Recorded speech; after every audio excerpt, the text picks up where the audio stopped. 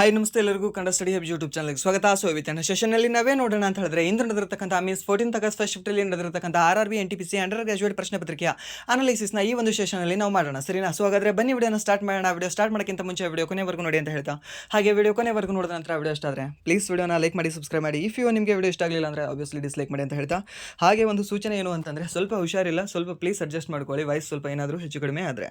So ಮೊದಲ ಪ್ರಶ್ನೆ ಏನಿದೆ ಅಂತ ನೋಡೋದಾದ್ರೆ, ಭಾರತ ಸಂವಿಧಾನದ ಯಾವ ವಿಧಿಯು ನ್ಯಾಯಾಂಗ ಪರಿಶೀಲನೆಯ ಅಧಿಕಾರವನ್ನು ನೀಡುತ್ತದೆ ಅಂತ ಕೇಳಿದಾನೆ. ಸೊ ಆಪ್ಷನ್ ಏನು ಕೊಟ್ಟಿದ್ದಾರೆ? ಆಪ್ಷನ್ ಎ ವಿಧಿ 7, ವಿಧಿ 13, ವಿಧಿ 21 ಆ್ಯಂಡ್ ದೆನ್ ವಿಧಿ 44 ಅಂತ ಕೊಟ್ಟಿದ್ದಾರೆ. ಸೊ ಇದಕ್ಕೆ ಸರಿಯಾದ ಉತ್ತರ ನೋಡೋದಾದ್ರೆ, ಕೊಟ್ಟಿರುವ ಆಪ್ಷನ್ಗಳಲ್ಲಿ ಸರಿಯಾದ ಉತ್ತರ ನೋಡೋದಾದ್ರೆ ಆಪ್ಷನ್ ಬಿ ವಿಧಿ 13 ಆಗುತ್ತೆ. ಸರ್ ಯಾಕೆ ಸರ್ ಕೊಟ್ಟಿರುವ ವಿಧಿಗಳಲ್ಲಿ ಹೇಳೋದಾದ್ರೆ ಅಂದರೆ ಬೇರೆ ಯಾವುದಾದ್ರೂ ವಿಧಿ ಹೇಳುತ್ತಾ ಇದೇ ಥರ? ಹೌದು, ಹೇಳುತ್ತೆ. ಸೊ ಯಾವ್ಯಾವ ವಿಧಿ ಹೇಳುತ್ತೆ ಈ ಒಂದು ನ್ಯಾಯಾಂಗ ಪರಿಶೀಲನೆಯ ಬಗ್ಗೆ ಅಂತ ನೋಡೋದಾದ್ರೆ, article 13 and then article 32 and then article 226 and then article 227 ಅನ್ನುವ ವಿಧಿಗಳೂ ಸಹ ಇದೇ ಒಂದು ನ್ಯಾಯಾಂಗ ಪರಿಶೀಲನೆಯ ಬಗ್ಗೆ ಹೇಳ್ತವೆ, ಸರಿನಾ? ನೆನ್ಪಿಟ್ಕೊಳ್ಳಿ, ಕೇಳ್ಬೋದು. ನ್ಯಾಯಾಂಗ ಪರಿಶೀಲನೆಯ ಬಗ್ಗೆ ಹೇಳ್ತಕ್ಕಂತಹ ಒಟ್ಟು ವಿಧಿಗಳು ಎಷ್ಟು ಅಂತ ಕೇಳಿದ್ರೆ ಅವಾಗ ನೀವು ಹೇಳಬೇಕಾಗುತ್ತೆ 4 ವಿಧಿಗಳು ಅಂತ.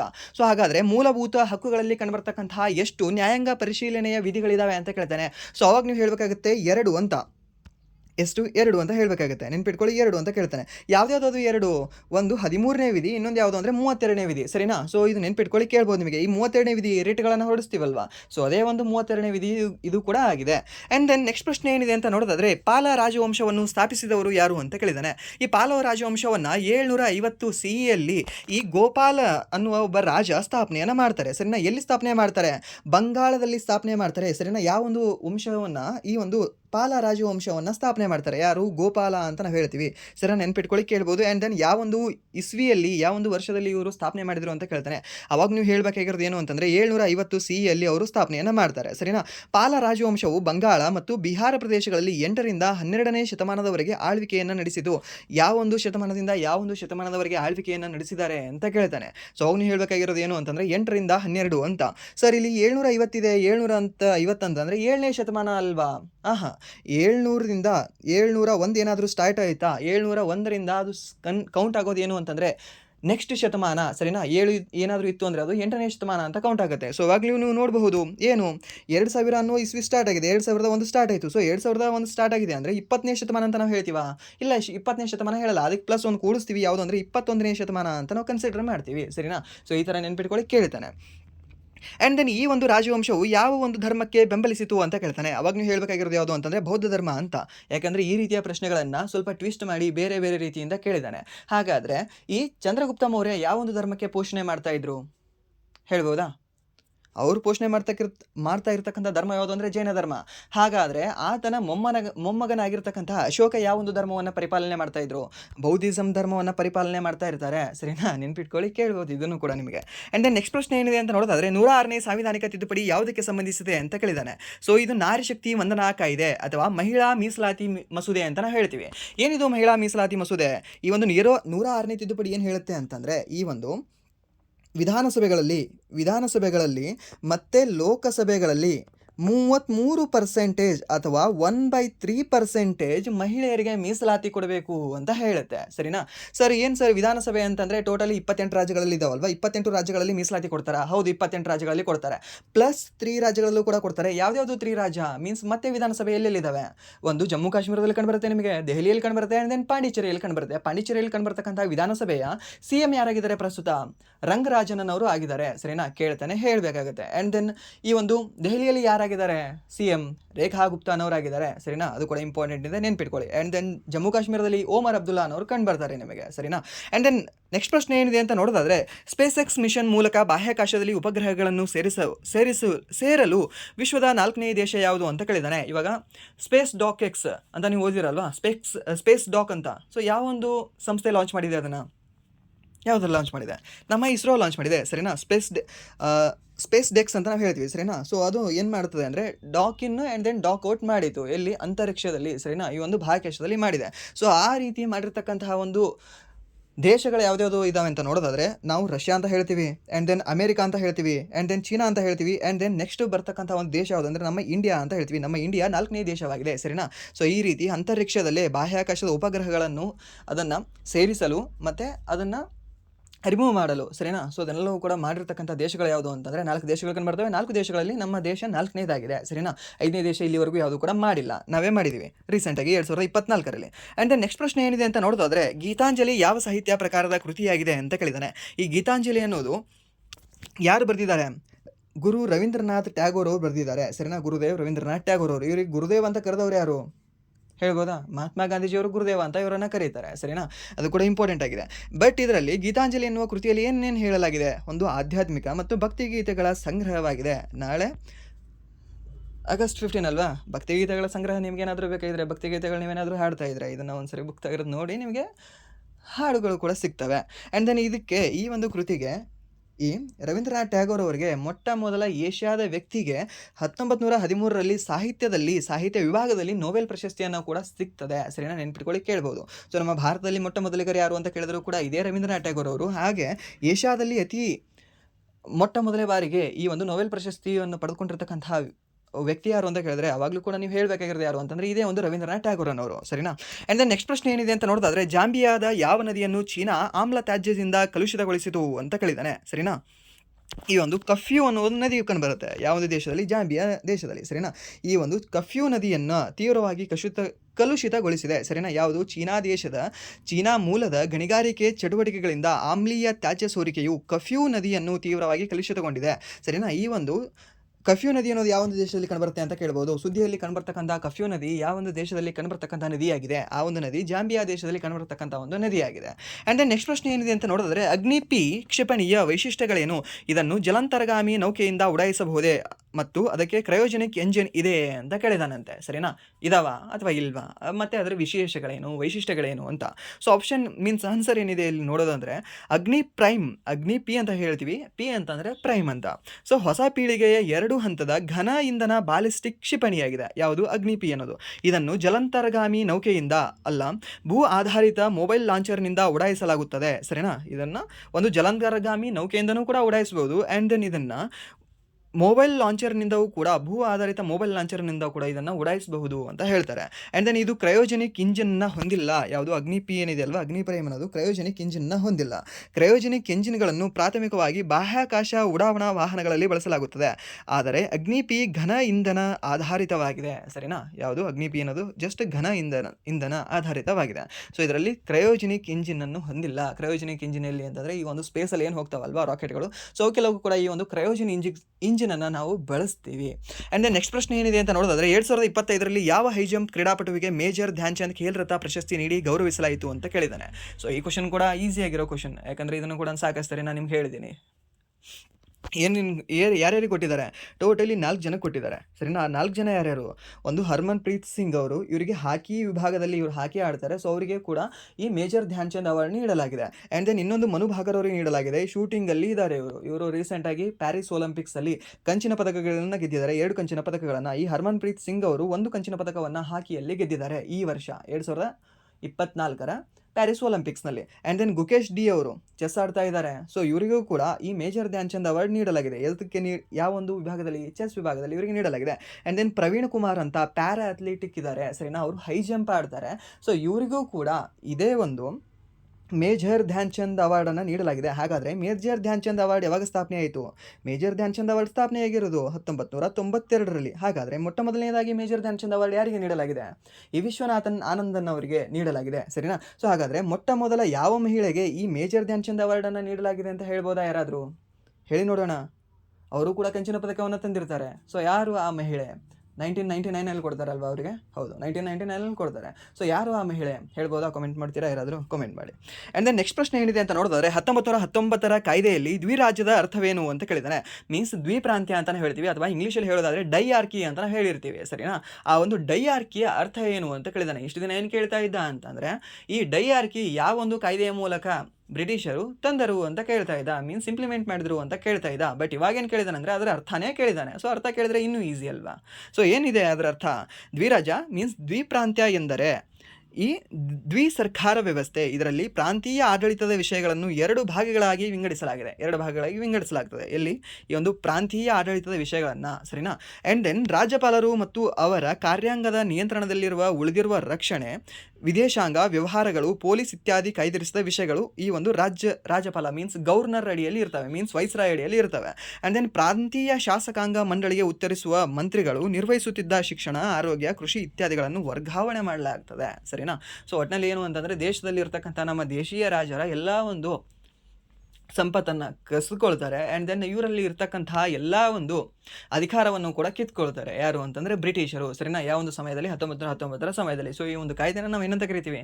ಮಾಂಟೆಗೋ ಚೆಮ್ಸ್ಫರ್ಡ್ ಕಾಯ್ದೆ ಅಂತ ಕರಿತೀವಿ. ಸರಿನಾ? ನೆನ್ಪಿಟ್ಕೊಳ್ಳಿ ಕೇಳಬಹುದು. ಆ್ಯಂಡ್ ದೆನ್ ನೆಕ್ಸ್ಟ್ ಪ್ರಶ್ನೆ ಏನಿದೆ ಅಂತ ನೋಡಿದ್ರೆ 2025 ಕ್ಯಾನೆಸ್ ಚಲನಚಿತ್ರೋತ್ಸವದಲ್ಲಿ ಯಾವ ನಟನಿಗೆ ಪ್ಯಾಮ್ ಡಿ ಓರ್ ಜೀವಮಾನ ಸಾಧನೆ ಪ್ರಶಸ್ತಿ ನೀಡಿ ಗೌರವಿಸಲಾಯಿತು ಅಂತ ಕೇಳಿದ್ದಾನೆ. ಸರಿನಾ? ಯಾರಿಗೆ ನೀಡಲಾಗಿದೆ? ಅಮೆರಿಕನ್ ನಟ ರಾಬರ್ಟ್ ಡಿ ನಿರೋ ಅನ್ನೋರಿಗೆ ನೀಡಲಾಗಿದೆ. ಸರಿನಾ? ರಾಬರ್ಟ್ ಅನ್ನೋರಿಗೆ ನೀಡಲಾಗಿದೆ. ಯಾವ ಪ್ರಶಸ್ತಿ?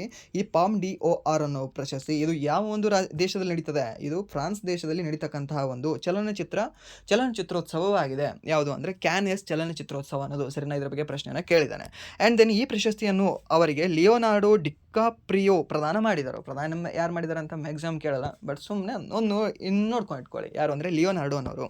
ಆ್ಯಂಡ್ ದೆನ್ 2025 ಕೇನ್ಸ್ ಚಲನಚಿತ್ರೋತ್ಸವದಲ್ಲಿ ಇರಾನಿನ ಚಲನಚಿತ್ರ ಜಾಫರ್ ಪನಾಹಿ ಅವರ it was just an accident ಚಿತ್ರವು ಪಾಮ್ ಡಿ ಓ ಆರ್ ಪ್ರಶಸ್ತಿಯನ್ನು ಗೆದ್ದುಕೊಂಡಿತು. ಸರಿನಾ? It was just an accident ಅಂತ. ಸೊ ಈ ಒಂದು ಚಿತ್ರ ಏನಿದೆ ಅಲ್ವಾ, ಅದು ಚಿತ್ರದ ವಿಭಾಗದಲ್ಲಿ ಅತ್ಯುತ್ತಮ ಚಿತ್ರದ ವಿಭಾಗದಲ್ಲಿ ಈ ಒಂದು ಪಾಮ್ ಡಿ ಓ ಆರ್ ಪ್ರಶಸ್ತಿಯನ್ನು ಪಡೆದುಕೊಂಡಿದೆ. ಜೀವಮಾನ ಸಾಧನೆ ಪ್ರಶಸ್ತಿಯನ್ನು ಪಡ್ಕೊಂಡಿರ್ತಕ್ಕಂತಹ ಒಬ್ಬ ವ್ಯಕ್ತಿ ಯಾರು ಅಂತ ಕೇಳಿದ್ರೆ ಅವಾಗ ನೀವು ಹೀರೋ ಮೀನ್ಸ್ ಆ್ಯಕ್ಟರ್ ಯಾರು ಅಂತ ಕೇಳಿದ್ರೆ ಅವಾಗ ನೀವು ಹೇಳಬೇಕಾಗಿರೋದು ಯಾರು ಅಂತಂದರೆ ಈ ಅಮೆರಿಕದ ನಟ ರಾಬರ್ಟ್ ಡಿ ನೀರೋ ಅನ್ನೋರಿಗೆ. ಸರಿನಾ? ಬಟ್ ಏನಾದರೂ ಚಿತ್ರ ಕೇಳಿದ್ರೆ ಅವಾಗ ನೀವು ಹೇಳಬೇಕಾಗುತ್ತೆ it was just an accident ಅಂತ. ಸರಿನಾ? ಅದು ಕೂಡ ನೀವು ಜಸ್ಟ್ ಒಂದು ಆಕ್ಸಿಡೆಂಟ್ ಮಾಡಿ ಒಂದು ಮಾರ್ಕ್ಸ್ ಬಂದುಬಿಡುತ್ತೆ. ಸೊ ಇದು ನಿಮಗೆ 2025 ಯಾರು ತೊಗೊಂಡಿದ್ದಾರೆ, 24 ಯಾರು ತೊಗೊಂಡಿದ್ದಾರೆ ಅಂತ ಟೆಲಿಗ್ರಾಮ್ ಗ್ರೂಪಲ್ಲಿ ಅಪ್ಲೋಡ್ ಮಾಡಿದ್ದೀನಿ. ಅಲ್ಲಿ ಒಂದು ಸರಿ ನೀವು ಹೋಗಿ ಚೆಕ್ ಮಾಡ್ಕೊಳ್ಳಿ. ಆ್ಯಂಡ್ ದೆನ್ ನೆಕ್ಸ್ಟ್ ಪ್ರಶ್ನೆ ಏನಿದೆ ಅಂತ ನೋಡೋದಾದರೆ ಭಾರತೀಯ ಸಂವಿಧಾನದ 5ನೇ ವೇಳಾಪಟ್ಟಿಯಲ್ಲಿ ಏನು ಹೇಳಲಾಗಿದೆ ಅಂತ ಕೇಳಿದ್ದಾನೆ. ಸೊ ಈ ಅನುಸೂಚಿಗಳು ಕಂಡುಬರ್ತವೆ, ನಿಮಗೆ ವೇಳಾಪಟ್ಟಿಗಳು ಕಂಡುಬರ್ತವೆ. ಸರಿನಾ? ಈ ಒಂದು ಶೆಡ್ಯೂಲ್ಗಳು ಕಂಡುಬರ್ತವೆ. ಸರಿಯಾ? ಸೊ ಇದು ಟೋಟಲಿ ಎಷ್ಟು ಶೆಡ್ಯೂಲ್ಗಳು ಕಂಡುಬರ್ತವೆ? 12 ಶೆಡ್ಯೂಲ್ಗಳು ಅಥವಾ 12 ವೇಳಾಪಟ್ಟಿಗಳು ಕಂಡುಬರ್ತವೆ. ಆ 12 ವೇಳಾಪಟ್ಟಿಗಳನ್ನು ಒಂದ್ಸರಿ ನೋಡ್ಕೊಂಡು ಹೋಗಿ ನಿಮಗೆ 1 ಮಾರ್ಕ್ಸ್ ಬರುತ್ತೆ, ಮ್ಯಾಕ್ಸಿಮಮ್ ಬರುತ್ತೆ 1 ಮಾರ್ಕ್ಸ್. ಸರಿನಾ? ಸೊ ಇಲ್ಲಿ ಏನೇನು ಹೇಳ್ತದೆ? ಮೊದಲನೇ ಅನುಸೂಚಿ ಅದಾನಂತರ 12ನೇ ಅನುಸೂಚಿ. ಮೊದಲನೇ ಅನುಸೂಚಿ ಏನು ಹೇಳುತ್ತೆ ಅಂದರೆ ಭಾರತದ ಭೂಪ್ರದೇಶಗಳ ಬಗ್ಗೆ, ಒಟ್ಟಿನಲ್ಲಿ ಭಾರತದ ಒಕ್ಕೂಟ, ಒಟ್ಟಿನಲ್ಲಿ ಅದರ ಪ್ರದೇಶಗಳ ಬಗ್ಗೆ ಹೇಳುತ್ತೆ. ಎರಡನೇದು ಆ ಭಾರತದ ಭೂಪ್ರದೇಶಗಳನ್ನು ಆಳ್ತಕ್ಕಂತಹ ವ್ಯಕ್ತಿಗಳ ಈ ಒಂದು ಸ್ಯಾಲ್ರಿ ಬಗ್ಗೆ ಹೇಳುತ್ತೆ. ಸರಿನಾ? ಮೀನ್ಸ್ ಸಂಬಳದ ಬಗ್ಗೆ ಹೇಳುತ್ತೆ. ಆ್ಯಂಡ್ ದೆನ್ ಮೂರನೇದು ಏನು ಹೇಳುತ್ತೆ? ಮೂರನೇ ಅನುಸೂಚಿ ಏನು ಹೇಳುತ್ತೆ ಅಂತ ನೋಡೋದಾದರೆ ಅವರ ಒಂದು ಪ್ರಮಾಣ ವಚನದ ಬಗ್ಗೆ ಹೇಳುತ್ತೆ. ಏನು ಅವ್ರಿಗೆ ಸ್ಯಾಲ್ರಿ ಕೊಟ್ಟ ಮೇಲೆ ಅವರಿಗೆ ಪ್ರಮಾಣ ವಚನ ಕೂಡ ಬೋಧನೆ ಮಾಡಬೇಕಲ್ವ, ಸೊ ಬೋಧನೆಯನ್ನು ಮಾಡ್ತಾರೆ. ಆ್ಯಂಡ್ ದೆನ್ 4ನೇ ಅನುಸೂಚಿಯಲ್ಲಿ ಏನು ಹೇಳುತ್ತೆ ಅಂದರೆ ರಾಜ್ಯಸಭೆಗಳಲ್ಲಿ ರಾಜ್ಯದ ಸ್ಥಾನಮಾನ ಏನು ಎಂಬುದನ್ನು ನಿರ್ಧರಿಸಲಾಗ್ತದೆ. ಅಂದರೆ 5ನೇ ಅನುಸೂಚಿಯಲ್ಲಿ ಏನು ಹೇಳುತ್ತೆ ಅಂದರೆ ಈ ಒಂದು ಅನುಸೂಚಿತ ಪ್ರದೇಶಗಳ ಬಗ್ಗೆ ಹೇಳುತ್ತದೆ. 6ನೇ ಅನುಸೂಚಿಯಲ್ಲಿ ಅಸ್ಸಾಂ, ಮೇಘಾಲಯ, ತ್ರಿಪುರಾ, ಮಿಜೋರಾಂ ಎಂಬ 4 ರಾಜ್ಯಗಳ ಅನುಸೂಚಿತ ಪ್ರದೇಶಗಳ ಬಗ್ಗೆ ಸ್ಪೆಷಲಿ ಹೇಳ್ತದೆ. ಆ್ಯಂಡ್ ದೆನ್ 7ನೇ ಅನುಸೂಚಿ ಎದ್ರ ಬಗ್ಗೆ ಹೇಳುತ್ತದೆ? ಪಟ್ಟಿಗಳ ಬಗ್ಗೆ ಹೇಳುತ್ತೆ. ಕೇಂದ್ರ ಪಟ್ಟಿ, ರಾಜ್ಯ ಪಟ್ಟಿ, ಸಮವರ್ತಿ ಪಟ್ಟಿ ಬಗ್ಗೆ ಹೇಳುತ್ತೆ. ಆ್ಯಂಡ್ ದೆನ್ 8ನೇ ಅನುಸೂಚಿ ಎದ್ರ ಬಗ್ಗೆ ಹೇಳುತ್ತೆ? ಭಾಷೆಯ ಬಗ್ಗೆ ಹೇಳುತ್ತೆ. ಸರಿನಾ? ಸೊ ಮೂಲ ಸಂವಿಧಾನದಲ್ಲಿ ಎಷ್ಟು ಭಾಷೆಗಳಿದ್ವು? 14 ಭಾಷೆಗಳಿದ್ವು. ಇವಾಗ ಪ್ರಸ್ತುತ ಸಂವಿಧಾನದಲ್ಲಿ ಎಷ್ಟು ಭಾಷೆಗಳಿದ್ದಾವೆ? 22 ಭಾಷೆಗಳಿದ್ದಾವೆ. ಸರಿನಾ? ಸೊ ಟೋಟಲಿ ಎಷ್ಟು ಸರಿ ತಿದ್ದುಪಡಿ ಮಾಡಿ ಭಾಷೆಗಳನ್ನು 22 ಮಾಡಿದ್ರು? 3 ಸರಿ ತಿದ್ದುಪಡಿ ಮಾಡಿ ಭಾಷೆಗಳನ್ನು 22 ಮಾಡಿದ್ದಾರೆ. ಯಾವ್ಯಾವ ತಿದ್ದುಪಡಿ? 21ನೇ ತಿದ್ದುಪಡಿ, 71ನೇ ತಿದ್ದುಪಡಿ, ಆ್ಯಂಡ್ ದೆನ್ 92ನೇ ತಿದ್ದುಪಡಿ ಅನ್ನೋದು ನೆನ್ಪಿಟ್ಕೊಳ್ಳಿ ಕೇಳ್ತಾನೆ. ಆ್ಯಂಡ್ ದೆನ್ ಇದು ಮೂಲ ಸಂವಿಧಾನದಲ್ಲಿ 8 ಅನುಸೂಚಿಗಳಿತ್ತು. ನೆಕ್ಸ್ಟ್ 9ನೇ ಅನುಸೂಚಿಯನ್ನು ತಿದ್ದುಪಡಿ ಮಾಡಿ ಸೇರ್ಪಡೆ ಮಾಡ್ತಾರೆ. ಎಷ್ಟನೇ ತಿದ್ದುಪಡಿ ಮಾಡಿ ಇದನ್ನು ಸೇರ್ಪಡೆ ಮಾಡಿದ್ರು? ಮೊದಲನೇ ತಿದ್ದುಪಡಿ ಮಾಡಿ ಭೂ ಸುಧಾರಣೆಯನ್ನು ಸೇರ್ಪಡೆ ಮಾಡ್ತಾರೆ. ಆ್ಯಂಡ್ ದೆನ್ 10ನೇ ಅನುಸೂಚಿಯನ್ನು ಸೇರ್ಪಡೆ ಮಾಡ್ತಾರೆ. 52ನೇ ತಿದ್ದುಪಡಿಯ ಮೂಲಕ ಯಾವುದನ್ನು ಸೇರ್ಪಡೆ ಮಾಡ್ತಾರೆ? ಪಕ್ಷಾಂತರ ನಿಷೇಧ ಕಾಯ್ದೆಯನ್ನು ಸೇರ್ಪಡೆ ಮಾಡ್ತಾರೆ. ಯಾವೊಂದು ವರ್ಷದಲ್ಲಿ? 1985ರಲ್ಲಿ. ಇದು ವರ್ಷ ಕೇಳಿದ್ದಾನೆ, ಸಾಕಷ್ಟು ಸರಿ ಕೇಳಿದ್ದಾನೆ. ಆ್ಯಂಡ್ ದೆನ್ 11ನೇ ಅನುಸೂಚಿ ಅದ್ರ ಬಗ್ಗೆ ಹೇಳುತ್ತೆ? ಪಂಚಾಯಿತಿ ಬಗ್ಗೆ ಹೇಳುತ್ತೆ. 12ನೇ ಅನುಸೂಚಿ ಅದ್ರ ಬಗ್ಗೆ ಹೇಳುತ್ತೆ? ಮುನ್ಸಿಪಾಲ್ಟಿ ಬಗ್ಗೆ ಹೇಳುತ್ತೆ. ಸರಿನಾ? ಮುನ್ಸಿಪಾಲ್ಟಿ ಬಗ್ಗೆ. ಸರ್ ಇದ್ರ ತಿದ್ದುಪಡಿ ಇದ್ರದ್ದು ಏನಿಲ್ಲ, 73, ಇದ್ರದ್ದು 74. ಇಲ್ಲಿ ನೋಡಿ 9, 10, 11, 12 ಹೊಸದಾಗಿ ಸೇರ್ಪಡೆ ಆಗಿದಲ್ವಾ? ಓಕೆ, ಸೇರ್ಪಡೆ ಆಗಿದ್ದಾವೆ. ಏನು 1, 2 ಮೀನ್ಸ್ 1, 2, 3, 4 ಅಲ್ವಾ? ಸೊ ಇಲ್ಲಿ ನೋಡಿ 1, 2, 3, 4 ಮೊದಲನೇ ಅನುಸೂಚಿ, ಮೊದಲ ಸಾರಿ ತಿದ್ದುಪಡಿ ಆಗಿರ್ತಕ್ಕಂಥ ಅನುಸೂಚಿ ಯಾವುದು? 9ನೇ ಅನುಸೂಚಿ. ಒಂದನೇ ತಿದ್ದುಪಡಿ. ಆ್ಯಂಡ್ ದೆನ್ 2ನೇದು 52, 3ನೇದು 73, 4ನೇದು 74. ಚೆನ್ನಾಗಿದೆ ಅಲ್ವಾ ಟ್ರಿಕ್ಕು? ನೆನ್ಪಿಟ್ಕೊಳ್ಳಿ ಈ ಥರ. ಆ್ಯಂಡ್ ದೆನ್ ನೆಕ್ಸ್ಟ್ ಪ್ರಶ್ನೆ ಏನಿದೆ ಅಂತ ನೋಡಿದ್ರೆ ಇನ್ನೊಂದು ನಿಮಗೆ ಕೇಳ್ಬೋದು, ಈ ಒಂದು ಪಂಚಾಯಿತಿಯಲ್ಲಿ ಟೋಟಲಿ ಎಷ್ಟು ಪಾಯಿಂಟ್ಗಳಿದ್ದಾವೆ ಅಂತ ಕೇಳ್ಬೋದು. ಸರಿನಾ? ಸೊ ಅವಾಗ ನೀವು ಹೇಳಬೇಕಾಗುತ್ತೆ 29 ಅಂಶಗಳು ಕಂಡುಬರ್ತವೆ ಅಂತ. ಆ್ಯಂಡ್ ದೆನ್ ಈ ಒಂದು ಮುನ್ಸಿಪಾಲ್ಟಿಯಲ್ಲಿ ಅಥವಾ ಪುರಸಭೆಗಳಲ್ಲಿ ಎಷ್ಟು ಅಂಶಗಳು ಕಂಡುಬರ್ತವೆ? 18 ಅಂಶಗಳು ಕಂಡುಬರ್ತವೆ. ವಿರಾಟ್ ಕೊಹ್ಲಿ ನಂಬರ್, ಅದು ಕೂಡ ನೆನ್ಪಿಟ್ಕೊಳ್ಳಿ ಕೇಳ್ಬೋದು. ಆ್ಯಂಡ್ ದೆನ್ ನೆಕ್ಸ್ಟ್ ಪ್ರಶ್ನೆ ಏನಿದೆ ಅಂತ ನೋಡೋದಾದರೆ ಮಾಹಿತಿ ಹಕ್ಕು RTI ಅನ್ನು ಭಾರತೀಯ ಸಂವಿಧಾನದ ಯಾವ ವಿಧಿಯ ಭಾಗವಾಗಿ ವ್ಯಾಖ್ಯಾನಿಸಲಾಗಿದೆ ಅಂತ ಕೇಳಿದ್ದಾನೆ. ಸೊ ಇದೊಂದು RTI ಮಾಹಿತಿ ಹಕ್ಕಲ್ವಾ? ಸೊ ಮಾಹಿತಿ ಹಕ್ಕು ಅಂತಂದರೆ ಯಾವ ಒಂದು ವಿಧಿಯಲ್ಲಿ ಹೇಳಲ್ಪಟ್ಟಿದೆ? 19(1) ವಿಧಿಯಲ್ಲಿ ಹೇಳಲ್ಪಟ್ಟಿದೆ ಇದು, ಸರಿನಾ? 19(a) ವಿಧಿಯಲ್ಲಿ ಹೇಳಲ್ಪಟ್ಟಿದೆ. ವಾಕ್ ಸ್ವಾತಂತ್ರ್ಯ ಅಂತ ನಾವೇನು ಹೇಳ್ತೀವಲ್ವಾ, ಆ ಒಂದು ವಾಕ್ ಸ್ವಾತಂತ್ರ್ಯದ ಅಡಿಯಲ್ಲೇ ಇದು ಕೂಡ ಕಂಡುಬರುತ್ತೆ ನಮಗೆ RTI ಅನ್ನೋದು, ಸರಿನಾ? ಸೊ ಟೋಟಲಿ ಈ ಒಂದು 19ನೇ ವಿಧಿಯಲ್ಲಿ 6 ರೀತಿಯ ಹಕ್ಕುಗಳನ್ನು ನಮಗೆ ನೀಡಿದ್ದಾರೆ. ಯಾವ್ಯಾವ ಹಕ್ಕುಗಳು ಅದನ್ನು ಸಿಂಪಲಾಗಿ ಹೇಳ್ತೀನಿ, ನೆನ್ಪಿಟ್ಕೊಳ್ಳಿ. 19 ಇಲ್ಲಿ ಬರ್ಕೊಳ್ಳಿ, ಇಲ್ಲಿ 1 ಹಾಕ್ಕೊಳ್ಳಿ, ಮುಂದೆ A ಅಂತ ಬರ್ಕೊಳ್ಳಿ. B, C, D, E, F, G. Sir ಏನು ಸರ್ G ಅನ್ನೋದು 7ನೇದಲ್ವಾ? ಸೊ ಇಲ್ಲಿ 7 ಹೇಳಿದ್ರಲ್ಲ, ಓಕೆ ಹೇಳೋಣ ಬನ್ನಿ. ಇಲ್ಲಿ ಏನು ಹೇಳುತ್ತೆ 19(a) ವಿಧಿ ಏನು ಹೇಳುತ್ತೆ ಅಂತಂದರೆ ವಾಕ್ ಸ್ವಾತಂತ್ರ್ಯದ ಬಗ್ಗೆ ಹೇಳುತ್ತೆ. 19(b) ಏನು ಹೇಳುತ್ತೆ ಅಂತಂದರೆ ವಾಕ್ ಸ್ವಾತಂತ್ರ್ಯ ಮೀನ್ಸ್ ಮಾತಾಡಿದ ಮೇಲೆ ಆಮೇಲೆ ನೀನು ಸಭೆ ಸೇರ್ಬೋದು ಅಂತ ಹೇಳುತ್ತೆ. ಸಭೆ ಸೇರುವ ಸ್ವಾತಂತ್ರ್ಯ ಎದರಲ್ಲಿ ಹೇಳಲಾಗಿದೆ ಅಂದರೆ B ವಿಧಿಯಲ್ಲಿ ಹೇಳಲಾಗಿದೆ, ಸರಿನಾ? ಯಾವುದು 19(b) ವಿಧಿಯಲ್ಲಿ ಹೇಳಲಾಗಿದೆ. ಸೊ ಸಭೆ ಸೇರಿದ ಮೇಲೆ ಸುಮ್ಮ ಕೊಡ್ತೀವಾ? ಇಲ್ಲ, ಒಂದು ಸಂಘ ಕಟ್ಟೋಣ ಅಂತ ಸಂಘವನ್ನು ಕಟ್ತಾರೆ C-ಯಲ್ಲಿ. ಆ್ಯಂಡ್ ದೆನ್ ಸಂಘ ಕಟ್ಟಿದ ಮೇಲೆ ದೇಶ ಎಲ್ಲ ತಿರುಗಾಡೋಣ ಮೀನ್ಸ್ ದೇಶದಲ್ಲಿ ಎಲ್ಲವೂ ಕೂಡ ನಾವು ಸಂಚಾರ ಮಾಡೋಣ ಅನ್ನೋ ಒಂದು ವಿಧಿ ಯಾವುದು ಅಂದರೆ D ಅನ್ನೋ ವಿಧಿ. ಆ್ಯಂಡ್ ದೆನ್ ಸಂಚಾರ ಮಾಡಿದ ಮೇಲೆ ಎಲ್ಲಾದರೂ ಒಂದು ಮನೆ ಕಟ್ಕೊಂಡಿರಬೇಕಲ್ವಾ? ಸೊ ಮನೆ ಕಟ್ಕೊಂಡಿರೋಣ ಅಂತ ಹೇಳುತ್ತೆ. ಯಾವುದು? ಎಲ್ಲಾದರೂ ನೀವು ವಾಸಿಸ್ಬೋದು ಅಂತ ಹೇಳುವ ಒಂದು ವಿಧಿ ಯಾವುದು ಅಂದರೆ 19(e) ಅನ್ನೋ ವಿಧಿ. ಆ್ಯಂಡ್ ದೆನ್ F ಅನ್ನೋ ವಿಧಿ ಆಸ್ತಿ ಮಾಡಬೇಕು ಅಂತ ಹೇಳ್ತಾ ಇತ್ತು, ಬಟ್ ಇವಾಗ ಆಸ್ತಿ ಹಕ್ಕನ್ನು ತೆಗೆದುಬಿಟ್ಟಿದ್ದಾರೆ. ಸೊ F ಅನ್ನು ತೆಗೆದುಬಿಟ್ಟಿದ್ದಾರೆ. ಆ್ಯಂಡ್ ದೆನ್ F ಆದಮೇಲೆ ಯಾವುದು ಬರುತ್ತೆ? G ಬರುತ್ತೆ. G ಏನು ಹೇಳುತ್ತೆ? ವಾಸ ಮಾಡಿದ ಮೇಲೆ ಅಲ್ಲಿ ನಮಗೇನಾದರೂ ಜಾಬ್ ಸಿಗ್ತವಾ? ಸಿಕ್ಕರೆ ಓಕೆ, ಸಿಗಲಿಲ್ಲ ಅಂದರೆ ಏನು ಮಾಡ್ತೀವಿ? ವ್ಯಾಪಾರವನ್ನು ಮಾಡ್ತೀವಿ. ಸೊ ವ್ಯಾಪಾರದ ಬಗ್ಗೆ ಹೇಳ್ತಕ್ಕಂಥ ಒಂದು ವಿಧಿ ಯಾವುದು ಅಂದರೆ ದೇಶದ ಎಲ್ಲೆಡೆ ನೀವು ವ್ಯಾಪಾರ ಮಾಡಬಹುದು ಅಂತ ಹೇಳ್ತಕ್ಕಂಥ ವಿಧಿ ಯಾವುದು ಅಂದರೆ ಈ 19(1) G ಸಬಾರ್ಟಿಕಲ್ ಅಂತ ನಾವು ಹೇಳ್ತೀವಿ, ನೆನ್ಪಿಟ್ಕೊಳ್ಳಿ. ಬಟ್ ನೀವು ಎಲ್ಲೋ ಹೋಗಿ ಈ ಶೋಂಪೇನ್ ಬುಡಕಟ್ಟು ಜನಾಂಗದವ್ರ ಹತ್ರ ನಾನು ವ್ಯಾಪಾರ ಮಾಡ್ತೀನಿ, ಅಲ್ಲೊಂದು ನಾನು ಕಿರಾಣಿ ಶಾಪ್ ತೆಗಿತೀನಿ ಅಂತ ಅಂದರೆ ಅವರು ನಿಮಗೆ ಚಾಪ್ಸ್ ಮಾಡಿ ತಿಂದು ಬಿಡ್ತಾರೆ, ಸರಿನಾ? ಅದು ಕೂಡ ಗೊತ್ತಿರಲಿ ನಿಮಗೆ. ಅಲ್ಲಿ ಎಲ್ಲವೂ ಕೂಡ ಕೆಲವೊಂದು ನಿಷೇಧಿತ ಪ್ರದೇಶಗಳಲ್ಲಿ ನಾವು ಹೋಗುವ ಹಾಗಿಲ್ಲ, ಅದನ್ನು ಕೂಡ ಮೆನ್ಷನ್ ಮಾಡಿದ್ದಾರೆ ನಮ್ಮ ಸಂವಿಧಾನದಲ್ಲಿ. ಆ್ಯಂಡ್ ದೆನ್ ನೆಕ್ಸ್ಟ್ ಪ್ರಶ್ನೆ ಏನಿದೆ ಅಂತಂದರೆ ಇತ್ತೀಚೆಗೆ ಸುದ್ದಿಯಲ್ಲಿ ಕಂಡುಬರುವ M23 ಸಶಸ್ತ್ರ ಗುಂಪು ಯಾವ ದೇಶದಲ್ಲಿ ಸಕ್ರಿಯವಾಗಿದೆ ಅಂತ ಕೇಳಿದ್ದಾನೆ, ಸರಿನಾ? M23 ಅಂದರೆ ಏನು? ಮಾರ್ಚ್ 23 ಚಳುವಳಿ ಅಂತ ಕರಿತೀವಿ, ಸರಿನಾ? ಸೊ ಆ ಒಂದು ದಿನದಂದು ಆ ಒಂದು ಚಳುವಳಿ ಆರಂಭವಾಗಿದೆ. ಯಾವುದೇ ದೇಶದಲ್ಲಿ ಆರಂಭವಾಗಿದೆ?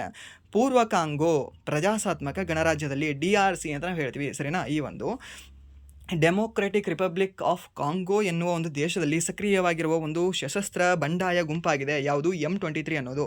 ಇದು ವಿಶೇಷವಾಗಿ ಉತ್ತರ ಕಿವು ಪ್ರದೇಶದಲ್ಲಿ ಇದು 2012ರಲ್ಲಿ ಕಾಂಗೋಲೀಸ್ ಸೈನ್ಯದ ಒಂದು ಬಣದಿಂದ ಹುಟ್ಟಿಕೊಂಡಿತು. DRC ಡೆಮೊಕ್ರೆಟಿಕ್ ರಿಪಬ್ಲಿಕ್ ಆಫ್ ಕಾಂಗೋಯ ರಾಜಧಾನಿ ಕಿನಿಸ್ಯಾ. ಇದು ನೆನ್ಪಿಟ್ಕೊಳ್ಳಿ, ಇಂಪಾರ್ಟೆಂಟ್ ಇದೆ ಯಾವುದು? ಕಿನಿಸ್ಯಾ ಅನ್ನೋದು. ಆ್ಯಂಡ್ ದೆನ್ ನೆಕ್ಸ್ಟ್ ಇದು ಆಫ್ರಿಕಾದ 2ನೇ ಅತಿ ಉದ್ದವಾದ ನದಿಯಾದ ಕಾಂಗೋ ನದಿಯಿಂದ ದಾಟಿದೆ. ಕಾಂಗೋ ನದಿಯು ಕೂಡ ಇದರಲ್ಲೇ ಹರಿದು ಹೋಗುತ್ತೆ. ಆ್ಯಂಡ್ ದೆನ್ ನೆಕ್ಸ್ಟ್ ಪ್ರಶ್ನೆ ಏನಿದೆ ಅಂತ ನೋಡಿದ್ರೆ 1990ರಲ್ಲಿ ಪ್ರಾರಂಭಿಸಲಾದ ಮಾನವ ಜಿನೋಮ್ ಯೋಜನೆಯ ಎಷ್ಟು ಮೂಲ ಜೋಡಿಗಳನ್ನು ಅನುಕ್ರಮಿಸುವ ಗುರಿಯನ್ನು ಹೊಂದಿದೆ ಅಂತ ಕೇಳಿದ್ದಾನೆ. ಸೊ ಆಪ್ಷನ್ ಏನು ಕೊಟ್ಟಿದ್ದಾರೆ? ಆಪ್ಷನ್ A 2.9 ಬಿಲಿಯನ್ ಅಂತ ಕೊಟ್ಟಿದ್ದಾರೆ, option B 3.2 billion, option C 5.6 billion ಅಂತ ಕೊಟ್ಟಿದ್ದಾರೆ. ಸೊ ಇದಕ್ಕೆ ಉತ್ತರ ಏನಾಗುತ್ತೆ? 1990ರಲ್ಲಿ ಪ್ರಾರಂಭಿಸಲಾದ ಮಾನವ ಜಿನೋಮ್ ಯೋಜನೆಯು 3.2 ಬಿಲಿಯನ್ ಬೇಸ್ ಜೋಡಿಯನ್ನು ಅನುಕ್ರಮಗೊಳಿಸುವ ಗುರಿಯನ್ನು ಹೊಂದಿತ್ತು, ಸರಿನಾ? ಟೋಟಲಿ ಎಷ್ಟು ಅಂದರೆ 3.2 ಬಿಲಿಯನ್ ಬೇಸ್ ಜೋಡಿಗಳನ್ನು ಅನುಕ್ರಮಗೊಳಿಸುವ ಗುರಿಯನ್ನು ಹೊಂದಿತ್ತು. ಯಾವಾಗ? 1990ರಲ್ಲಿ. ಆ್ಯಂಡ್ ದೆನ್ ನೆಕ್ಸ್ಟ್ ಪ್ರಶ್ನೆ ಏನಿದೆ ಅಂತ ನೋಡೋದಾದರೆ ಸಹ್ಯಾದ್ರಿ ಮತ್ತು ಈಶಾನ್ಯ ಪ್ರದೇಶದಲ್ಲಿ ಯಾವ ರೀತಿಯ ಕಾಡುಗಳು ಕಂಡುಬರುತ್ತವೆ ಅಂತ ಹೇಳಿದಾನೆ. ಆಪ್ಷನ್ ಏನು ಕೊಟ್ಟಿದ್ದಾರೆ? ಮಲೆನಾಡಿನ ಅಥವಾ ಉಷ್ಣವಲಯದ ಮತ್ತು ನಿತ್ಯ ಹರಿದ್ವರ್ಣ ಅಂತ. ಸೊ ಈ ಕ್ವಶನ್ ಆಲ್ರೆಡಿ ರಿಪೀಟ್ ಆಗಿದೆ ಅಲ್ವಾ? ನಿತ್ಯ ಹರಿದ್ವರ್ಣ ಕಾಡುಗಳು ಯಾವ ಒಂದು ಪ್ರದೇಶದಲ್ಲಿ ಕಂಡು ಬರ್ತವೆ ಅಂತ ಕೇಳಿದ್ದ ಅಲ್ವಾ? ಸೊ ಅದು ನಿಮಗೆ ಈಸಿ ಕ್ವಶನ್ ಇದು, ಬಟ್ ಗೊತ್ತಿರಲಿಲ್ಲ ಅಂದರೂ ಕೂಡ ಇದು ರಿಪೀಟ್ ಆಗಿದೆ. ಸೊ ಇದು ನೀವು ಹಾಕಲೇಬೇಕಾಗುತ್ತೆ. ಏನಂದರೆ ನಿತ್ಯ ಹರಿದ್ವರ್ಣ ಕಾಡುಗಳು ಕಂಡುಬರ್ತವೆ, ಸರಿನಾ? ಎಲ್ಲಿ? ಒಂದು ನಮ್ಮ ಪಶ್ಚಿಮ ಘಟ್ಟಗಳಲ್ಲಿ.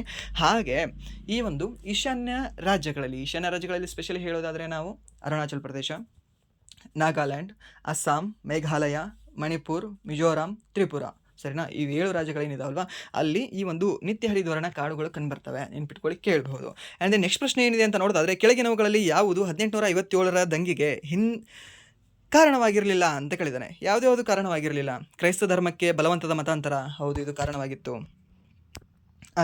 ಯಾವಾಗ? 1850ರಲ್ಲಿ ಧಾರ್ಮಿಕ ನ್ಯೂನತಾ ಕಾಯ್ದೆ ಅನ್ನೋದು ತರ್ತಾನೆ. ಯಾರು? ಲಾರ್ಡ್ ಡಲ್ಹೌಸಿ. ಸೊ ಇದು ಕಾರಣವಾಗಿತ್ತು. ಆ್ಯಂಡ್ ದೆನ್ ಭೂ ಸುಧಾರಣಾ ನೀತಿಗಳು ಅಂತ ಕೊಟ್ಟಿದ್ದಾರೆ.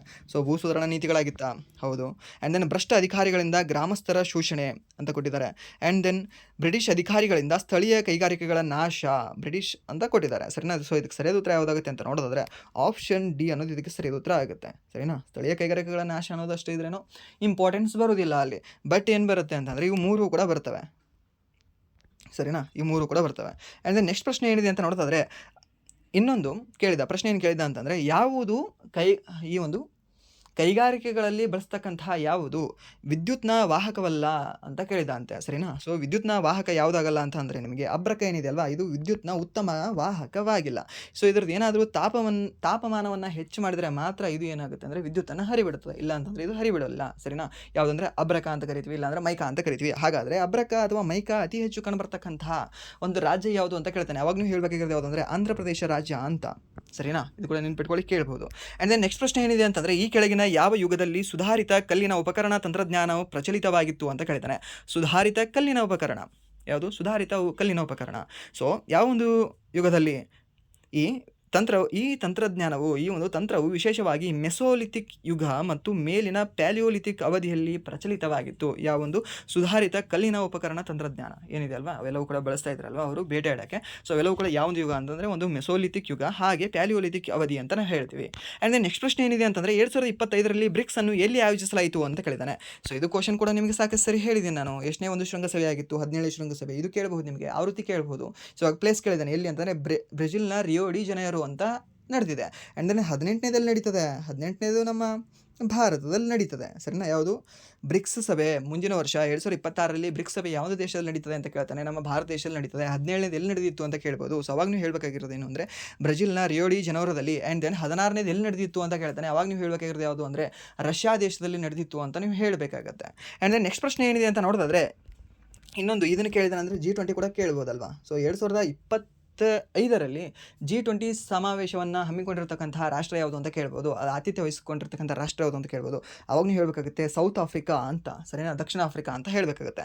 ಆ್ಯಂಡ್ ದೆನ್ ನೆಕ್ಸ್ಟ್ ಪ್ರಶ್ನೆ ಏನಿದೆ ಅಂತಂದರೆ Mother Mary comes to me ಪುಸ್ತಕವನ್ನು ಬರೆದವರು ಯಾರು ಅಂತ ಕೇಳಿದ್ದಾರೆ, ಸರಿನಾ? Mother Mary comes to me ಅಂತ. ಸೊ ಈ ಒಂದು ಪುಸ್ತಕವನ್ನು ಬರೆದವರು ಯಾರು ಅಂತಂದರೆ The God of Small Things ಪುಸ್ತಕವನ್ನು ಬರೆದವರು ಯಾರು? ಇದೇ ಅರುಂಧತಿ ರಾಯ್ ಅವರೇ ಇದನ್ನು ಬರೆದಿದ್ದಾರೆ, ಸರಿನಾ? ಯಾವುದು? Mother Mary comes to me ಅನ್ನೋದನ್ನು. ಸೊ ಇದು 2025ರಲ್ಲಿ ಇನ್ನೂ ಪ್ರಕಟಿಸಲಿದೆ. ಸೊ ಅದಕ್ಕೆ ಇದು ನ್ಯೂಸಲ್ಲಿದೆ. ಸೊ ಇದು ಆಲ್ರೆಡಿ ಇವಾಗ ನ್ಯೂಸಲ್ಲಿದೆ ಸರ್, ಇನ್ನೂ ಕೂಡ ಅದು ರಿಲೀಸ್ ಆಗಿಲ್ಲ. ಬಟ್ ಏನಿಲ್ಲ, ಇದು 2024ಇಂದ ಇದು ನ್ಯೂಸಲ್ಲಿತ್ತು. ಯಾಕಂದರೆ 2024ರಲ್ಲಿ ಇವರಿಗೆ ಪೆನ್ರ ಅವರ್ಗ್ ಬರುತ್ತೆ, ಗೊತ್ತಾ ಯಾರಿಗೆ? ಇದೇ ಒಂದು ಅರುಂಧತಿ ರಾಯ್ ಅವರಿಗೆ. ಸೊ ಅದಕ್ಕೆ ಇವರ ಒಂದು ಪುಸ್ತಕಗಳು ಅವಾಗ ಪ್ರಚಲಿತದಲ್ಲಿತ್ತು. ಸೊ ಅದಕ್ಕೆ ಆ ಒಂದು ಪ್ರಶ್ನೆಯನ್ನು ಕೇಳಿದ್ದಾನೆ. ಇನ್ನೊಂದೇನು ಅಂದರೆ ಇವರು ಸ್ವಲ್ಪ ಇಂಪಾರ್ಟೆಂಟ್ ಪರ್ಸನ್ ಅಂತ ನಾವು ಹೇಳ್ತೀವಿ ಈ ಒಂದು ಲಿಟ್ರೇಚರ್ ವಿಭಾಗದಲ್ಲಿ ಬಂದರೆ, ಸರಿನಾ? ಸೊ ಅದಕ್ಕೆ ಇವ್ರ ಬಗ್ಗೆ ಕೇಳಿದ್ದಾನೆ. ಆ್ಯಂಡ್ ದೆನ್ ನೆಕ್ಸ್ಟ್ ಪ್ರಶ್ನೆ ಏನಿದೆ ಅಂತ ನೋಡೋದಾದರೆ ಗ್ರಾಮೀಣ ಪ್ರದೇಶದ ಯುವಕರಿಗೆ ಕೌಶಲ್ಯ ಜ್ಞಾನವನ್ನು ಒದಗಿಸುವ ಮತ್ತು ಕನಿಷ್ಠ ಉದ್ಯೋಗಕ್ಕಿಂತ ಹೆಚ್ಚಿನ ಗಳಿಕೆಯನ್ನು ಒದಗಿಸುವ ಉದ್ದೇಶದಿಂದ ಯಾವ ಯೋಜನೆಯನ್ನು ಪ್ರಾರಂಭಿಸಲಾಗಿದೆ ಅಂತ ಕೇಳಿದ್ದಾನೆ. ಸೊ ಈ ಕ್ವಶನ್ ಆಲ್ರೆಡಿ ರಿಪೀಟ್ ಆಗಿದೆಯಲ್ಲ, ಇದು ಮೀನ್ಸ್ ಕ್ವಶನ್ ಹೀಗೆ ಕೇಳಿರಲಿಲ್ಲ, ಅದು ಎಕ್ಸ್ಟ್ರಾ ಇನ್ಫಾರ್ಮೇಷನ್ ಹೇಳುವಾಗ ಇದನ್ನು ಇನ್ಫಾರ್ಮೇಷನ್ ಹೇಳಿದ್ದೀನಿ ನಾನು. ಸೊ ಏನಿದೆ ಅಂತಂದರೆ ಯಾವ ಒಂದು ಯೋಜನೆ? DDU-JKY ಅಂತ ನಾವು ಹೇಳ್ತೀವಿ, ಸರಿನಾ? ಯಾವುದು? ದೀನ್ ದಯಾಳ್ ಉಪಾಧ್ಯಾಯ ಗ್ರಾಮೀಣ ಕೌಶಲ್ಯ ಯೋಜನೆ ಅಂತ ಹೇಳ್ತೀವಿ, ಸರಿನಾ? ಇದು 18 ವಯಸ್ಸಿನಿಂದ 35 ವರ್ಷದ ಯುವಕರಿಗೆ 18 ವಯಸ್ಸಿನಿಂದ 35 ವರ್ಷದ ಯುವಕರಿಗೆ ಕೌಶಲ್ಯವನ್ನು ಹೆಚ್ಚಿಸುವ ಕುರಿತು ತಂದಿರತಕ್ಕಂಥ ಒಂದು ಯೋಜನೆ ಇದಾಗಿದೆ. ಯಾವುದು? DDU-JKY ಅನ್ನೋದು. ಆ್ಯಂಡ್ ನೆಕ್ಸ್ಟ್ ಪ್ರಶ್ನೆ ಏನಿದೆ ಅಂತ ನೋಡೋದಾದರೆ ಈ ಕೆಳಗಿನ ಯಾವ ಅಂಶಗಳು ಸಾಗರ ಪ್ರವಾಹಗಳ ಮೇಲೆ ಪರಿಣಾಮ ಬೀರುವುದಿಲ್ಲ ಅಂತ ಕೇಳಿದ್ದಾನೆ. ಓಷನ್ ಕರೆಂಟ್ ಅಂತ ಹೇಳ್ತೀವಿ, ಸಾಗರ ಪ್ರವಾಹಗಳು ಅಂತ ಹೇಳ್ತೀವಲ್ವಾ. ಯಾವ್ದು ಪರಿಣಾಮ ಬೀರ್ತದೆ ಅನ್ನೋದು ನಮಗೆ ಗೊತ್ತಿರಬೇಕು. ಯಾವ್ದು ಬೀರ್ತದೆ? ಭೂಮಿಯ ತಿರುಗುವಿಕೆ. ಹೌದು, ಭೂಮಿ ತಿರುಗೋದ್ರಿಂದನೇ ಆ ಒಂದು ಅದ್ರ ಮೇಲೆ ವ್ಯತ್ಯಾಸಗಳು ಬೀಳ್ತದೆ. ಭೂಮಿ ಏನಾದರೂ ತಿರುಗೋದು ಬಿಡ್ತು ಅಂತಂದರೆ ಹೌದು, ಅದನ್ನು ಕೂಡ ಇದನ್ನು ಆಗಲ್ಲ. ಆ್ಯಂಡ್ ದೆನ್ ತಾಪಮಾನದಲ್ಲಿನ ವ್ಯತ್ಯಾಸ. ಹೌದು, ತಾಪಮಾನದಲ್ಲಿನ ವ್ಯತ್ಯಾಸವೂ ಕೂಡ ಈ ಒಂದು ಸಾಗರ ಪ್ರವಾಹಗಳ ಮೇಲೆ ಪರಿಣಾಮವನ್ನು ಬೀರ್ತದೆ. ಆ್ಯಂಡ್ ದೆನ್ ಮಣ್ಣಿನ ವಿಧ ಅಂತ ಕೊಟ್ಟಿದ್ದಾನೆ. ಮಣ್ಣು ಯಾವುದಾಗಿದ್ದರೆ ಏನು?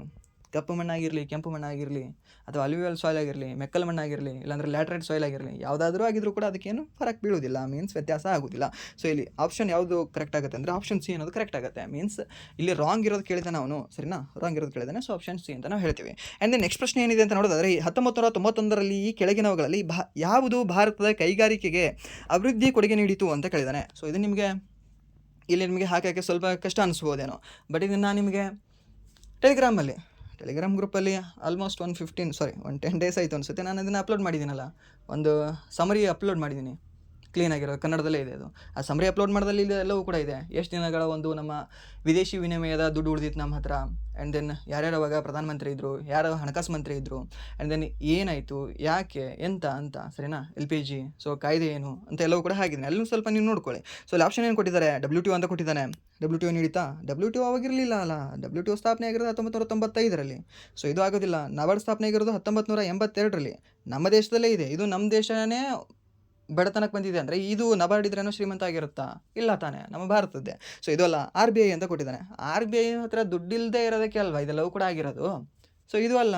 ಏನು ಉಳಿದಿರೋದು ಯಾವುದು ಅಂತ ನೋಡಿದ್ರೆ IMF ಅಥವಾ ವಿಶ್ವ ಬ್ಯಾಂಕ್ ಅಂತ ಹೇಳ್ತೀವಿ. IMF ಇದರಲ್ಲಿ ವಿಶ್ವ ಬ್ಯಾಂಕ್ ಅಂತ ಏನಿಲ್ಲ, IMF ಅಂತ ನಾವು ಹೇಳ್ತೀವಿ. ಸರಿನಾ, ನೆನ್ಪಿಟ್ಕೊಳ್ಳಿ. IMF ನಮಗೆ ಸಹಾಯ ಮಾಡ್ತದೆ ಆ ಸಮಯದಲ್ಲಿ. ಇಂಟರ್ನ್ಯಾಷನಲ್ ಮಾನಿಟರಿ ಫಂಡ್ ಅಂತ ಹೇಳ್ತೀವಿ. ಈ IMF ಆಗಲಿ ಮತ್ತು ಈ ವಿಶ್ವ ಬ್ಯಾಂಕ್ ಆಗಲಿ ಯಾವಾಗ ಸ್ಥಾಪನೆ ಆಗಿದೆ ಅಂತ ಕೇಳ್ತಾನೆ. ಈ 1944ರಲ್ಲಿ ಇವೆರಡು ಕೂಡ ಸ್ಥಾಪನೆ ಆಗ್ತವೆ. ಬ್ರಿಟನ್ ವುಡ್ಸ್ ಸಮ್ಮೇಳನದ ಕಾರಣದಿಂದಾಗಿ ಯಾವ 2 ಸಂಸ್ಥೆಗಳು ಸ್ಥಾಪನೆಯಾಗಿದ್ದಾವೆ ಅಂತ ಕೇಳ್ತಾನೆ. ಯಾವಾಗಲೂ ಹೇಳಬೇಕಾಗುತ್ತೆ ಈ ಒಂದು IBRD ಮೀನ್ಸ್ ವಿಶ್ವ ಬ್ಯಾಂಕ್, ಆ್ಯಂಡ್ ದೆನ್ ಇನ್ನೊಂದು IMF ಅಂತ ನಾವು ಹೇಳ್ತೀವಿ. ಸರಿನಾ. ಆ್ಯಂಡ್ ದೆನ್ ನೆಕ್ಸ್ಟ್ ಪ್ರಶ್ನೆ ಏನಿದೆ ಅಂತ ನೋಡೋದಾದರೆ 1991ರಲ್ಲಿ ಓಕೆ ಇದರ ಬಗ್ಗೆ ಸ್ವಲ್ಪ ಮಾಹಿತಿ ಇದೆ. ಆ್ಯಂಡ್ ದೆನ್ ನೆಕ್ಸ್ಟ್ ಪ್ರಶ್ನೆ ಏನಿದೆ ಅಂತಂದರೆ DRDO SAP ಅನ್ನು ಎಲ್ಲಿ ಪರೀಕ್ಷಿಸಿದೆ ಅಂತ. ಸೊ DRDO ತನ್ನ ವಾಯುಮಂಡಲದ ನೌಕೆಯಾದ SAP ಮೊದಲ ಹಾರಾಟ ಪರೀಕ್ಷೆಯನ್ನು ಮಧ್ಯಪ್ರದೇಶದ ಶಿವಪುರದಲ್ಲಿ ನಡೆಸಿದೆ. ಈ ಪರೀಕ್ಷೆಯನ್ನು ಮೇ 3, 2025ರಂದು ನಡೆಸಲಾಯಿತು. ಈ ವಾಯುನೌಕೆಯನ್ನು ಆಗ್ರಾದ ವೈಮಾನಿಕ ವಿತರಣಾ ಸಂಶೋಧನಾ ಮತ್ತು ಅಭಿವೃದ್ಧಿಪಡಿಸಿದೆ. ಸರಿನಾ. ಸೊ ಇದು ನೋಡ್ಕೊಳ್ಳಿ, ಕೇಳ್ಬೋದು. ಆ್ಯಂಡ್ ದೆನ್ ನೆಕ್ಸ್ಟ್ ಪ್ರಶ್ನೆ ಏನಿದೆ ಅಂತಂದರೆ ಡೂಪ್ಲೆ ಯಾವ ದೇಶಕ್ಕೆ ಸೇರಿದವರು? ಡೂಪ್ಲೆ ಕರ್ನಾಟಿಕ್ ವಾರ್ ಅಂತ ನೆನಪು ಬರುತ್ತೆ ನಮಗೆ. ಮೊದಲನೇ ಕರ್ನಾಟಿಕ್ ವಾರ್, 2ನೇ ಕರ್ನಾಟಿಕ್ ವಾರ್ ಯಾರು? ಇದೇ ಡೂಪ್ಲೆ ಮಾಡ್ತಾನೆ. ಸರಿನಾ. ಸೊ ಯಾರು ಅಂತಂದರೆ ಯಾವ ದೇಶದವನಾಗಿದ್ದ ಈತ?